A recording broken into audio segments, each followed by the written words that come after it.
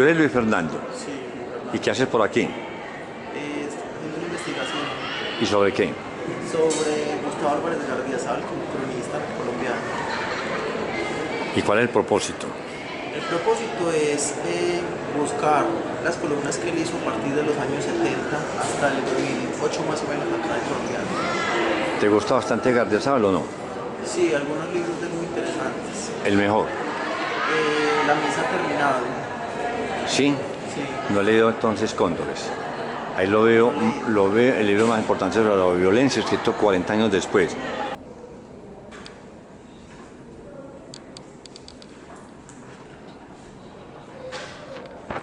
Instante.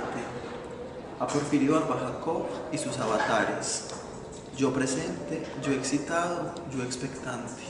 Poseso en la cárcel de la aurora, alevoso mi memoria, drogado de mi ensueño, y el cielo errante, errante, errante.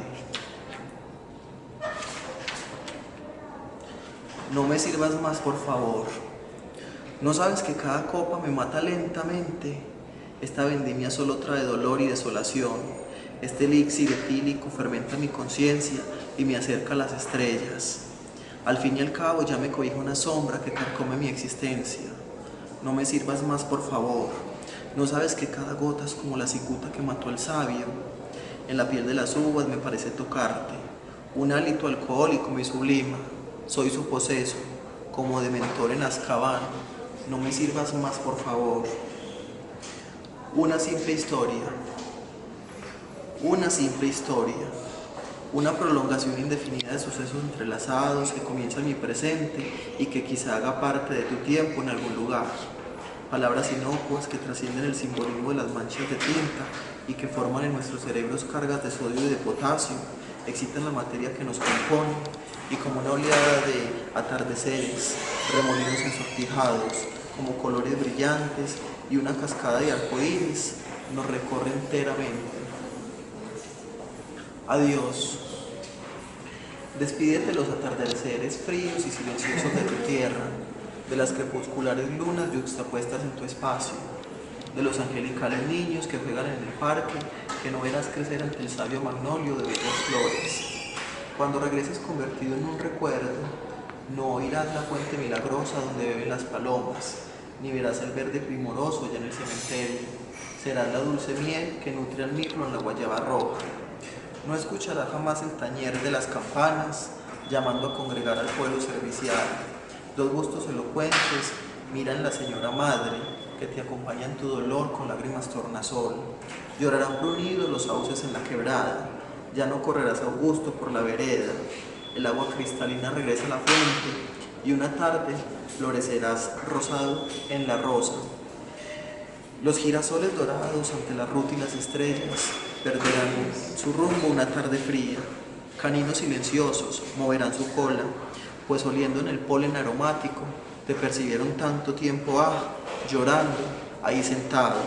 Florecerá 1000 noches y una noches. La amapola cantará infinidades el ruiseñor en tardes sonrosadas. Despertará dorado el Guayacán en un éxtasis bendito. Adiós, dijiste una tarde borrascosa. Eres Fernando, historia. ¿desde cuándo has querido ser escritor? ¿O es solamente por estar de moda? No, yo creo que desde la infancia el único libro que había en mi casa en Entre Ríos era El Testamento del Paisa. Y en ese libro disfruté mucho las andanzas del conejo, De los Tío cuentos Conejo. de este De Cosiaca. envigadeño, de Sí, Cosiaca. sí. Y desde ahí yo vi que podía también escribir. ¿Y por qué razón amas tanto a Porfirio? Ahorita lo mencionaste. Por ser de allá. Sí, porque fue el primer poeta al que tuve acceso de pronto en las lecturas y Canción de la Vida Profunda me enamoró completamente, me encanta esa poesía. ¿En qué momento decidiste, bueno, yo también voy a dejar mi huella como escritor? ¿En qué momento? A partir más o menos de los 14 o 15 años. Yo tenía como el deseo pues de resaltar o de hacerme ver en algún campo y me di cuenta que para cantante no servía. Y Entonces, vení, contame, no sabía esa parte. ¿Y qué cantante te gusta en ese momento? no, era más bien como lo que buscan los jóvenes, como el reconocimiento, la fama, cantantes como RBD, que eran para los jóvenes en esa época, pero no cantantes clásicos en general. ¿Nunca intentaste componer una canción? No, uno de mis poemas hay un amigo que lo convirtió en canción. Bueno, entonces empezaste escribiendo crónica, poemas, diario. Sí, empecé pues con unos diarios como a los 14 o 15 años y lo primero que hice fue una novela cuando tenía como 14 o 15 años simulando a Harry Potter. ¿Sí? Sí, Pero una especie de Harry Potter paisa, ¿o qué? sí, una versión. Gustavo Álvarez Gardiazabal algún día dijo que era como una versión de cuentos de hadas, pero chabacaneada con nuestras expresiones y la idiosincrasia paisa. ¿Y abandonaste el proyecto, o qué? No, el libro se terminó, pero nunca fue publicado en físico, solamente a través de internet en Google Books. ¿Y cómo se llama? Se llama Adelos Magnomé y la pirámide solar. Adelos Magnomé significa mente poderosa en latín. ¿Y por qué ese nombre tan extravagante? No sé, estaba como leyendo en esa época dioses griegos, los romanos, y esa palabra la sacamos del latín.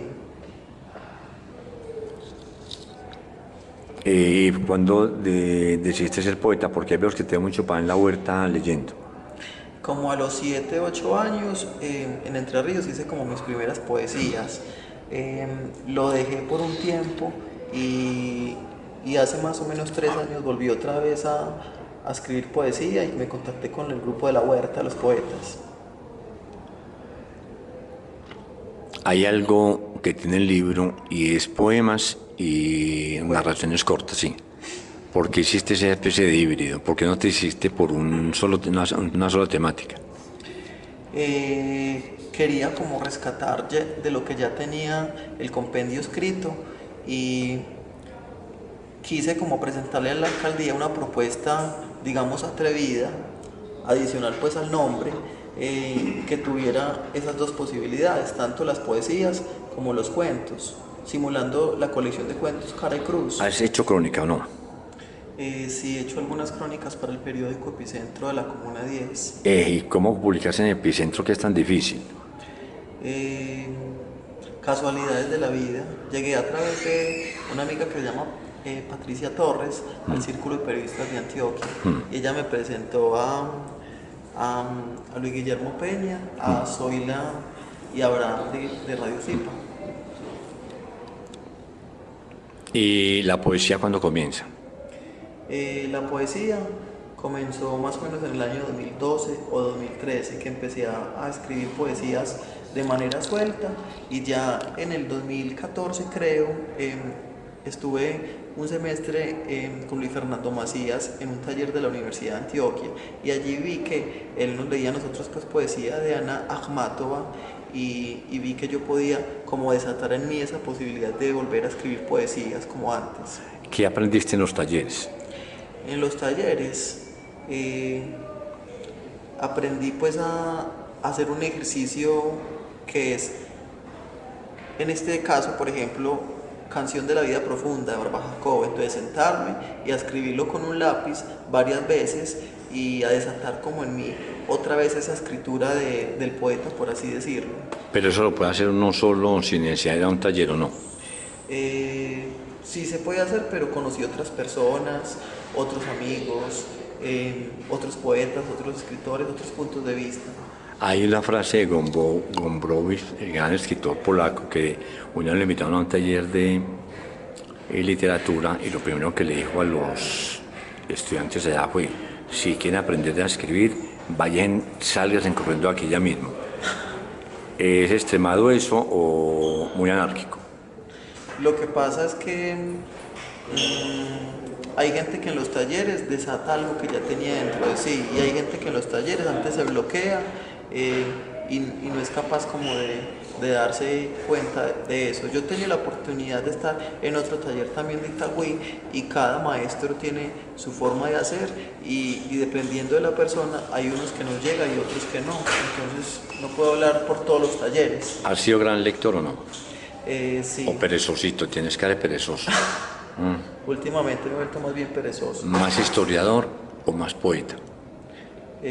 Más poeta. Hay algo que me llama mucho la atención volviendo a tu libro. ¿Por qué le pusiste ese título tan provocador? Provocador y religioso.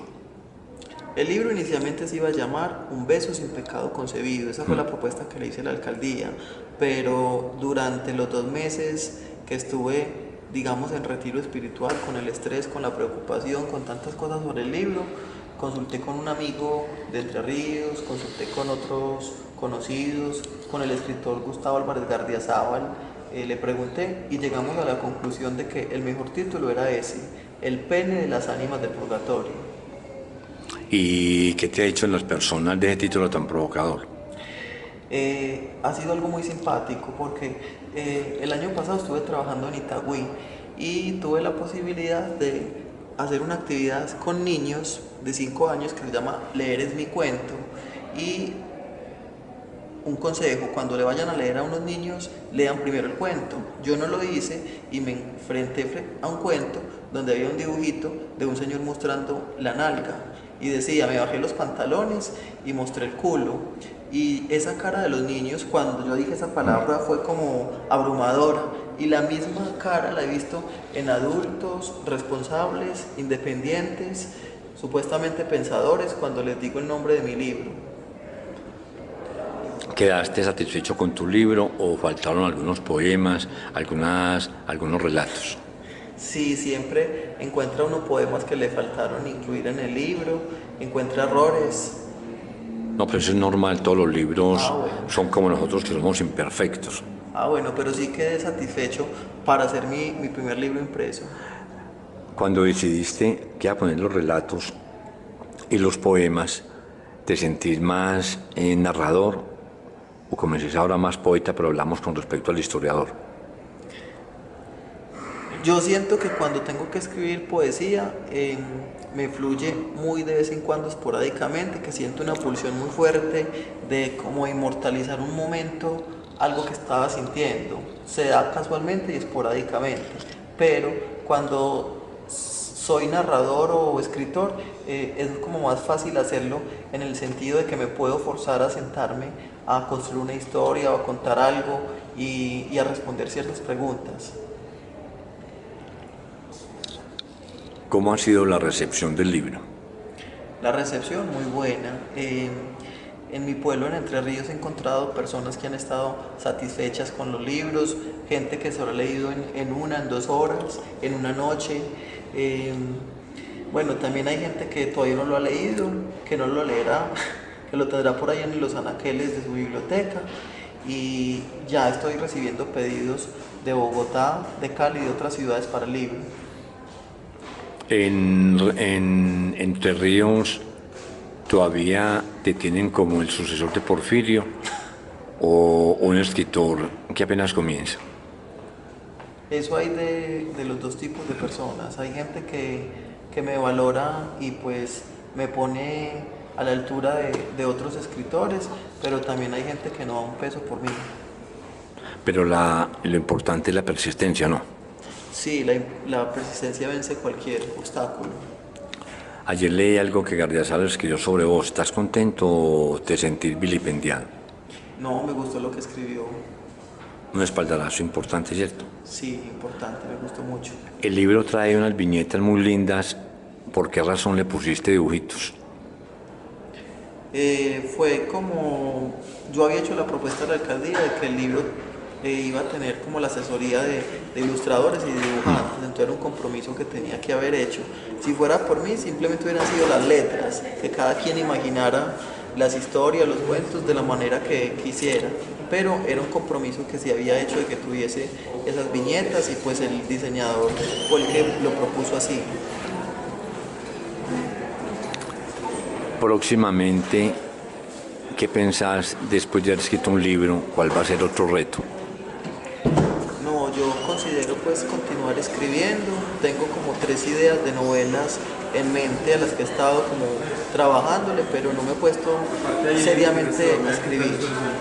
Pero de las crónicas que tenés por ahí publicadas, ¿no pensás también sacarlas?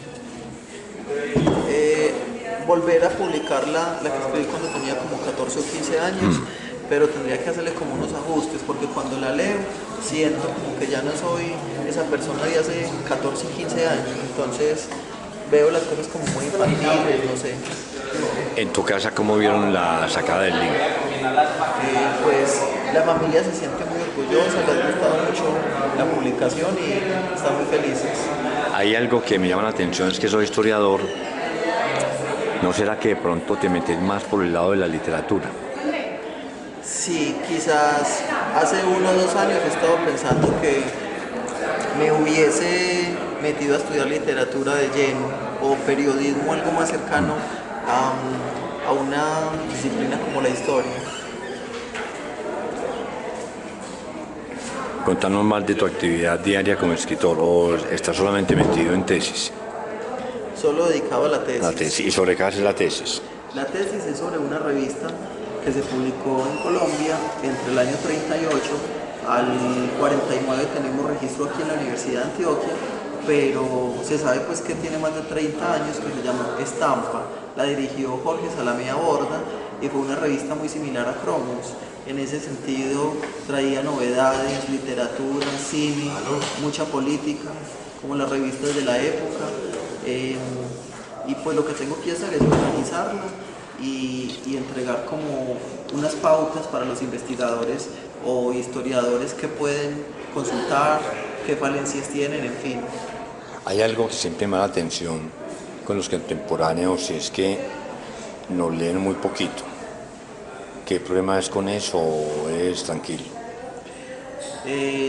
No, yo considero que la lectura a lo largo de la historia ha sido como un privilegio de pocos, no ha sido como del normal y del común de las personas. Entonces, los jóvenes hoy también leen, pero leen en tablets, leen celulares, leen noticias, leemos también, porque ahí estoy incluido, WhatsApp, redes, y también hace parte y el año pasado estuve trabajando en Itagüí desde el área de patrimonio con la alcaldía, y allí hicimos un cineclub como durante 4 meses del año, donde mostramos pues el cine como patrimonio de la humanidad, por así decirlo. Y desde allí recibimos una invitación de Pereira para el encuentro de críticos de cine, y también tuvimos la posibilidad de estar en Guatapé en otro encuentro que se hizo con un director de cine ruso. También en septiembre celebramos el mes del patrimonio con la proyección de la película Cóndores no entierran todos los días, e invitamos a Gustavo Álvarez Gardiazabal. Entonces estaba pues muy relacionado, y más que un compañero de trabajo es muy fanático, le fascina, le gusta, y pues hemos venido haciendo ese trabajo en Itagüí. ¿Has visto la posibilidad de pronto de hacer algún video, alguna película, o todavía no? Todavía no. Me dicen que serviría yo para productor de alguna película o hacer un guión. Está bien, bueno, Luis Fernando, un abrazo, felicitaciones por el libro, que haya mucha literatura, que no sea solamente cuestión de un momentico, sino que la literatura es un camino largo, hermoso, intenso y muy creativo. Muchas gracias, Víctor.